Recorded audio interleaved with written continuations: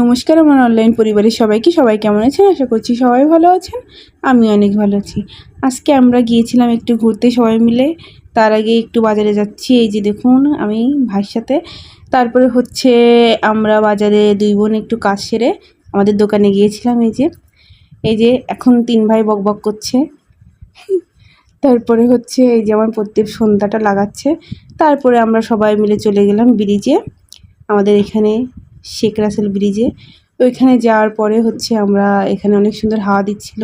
আমরা সবাই মিলে অনেক মজা করলাম ব্রিজের উপরে কিছুক্ষণ ছিলাম।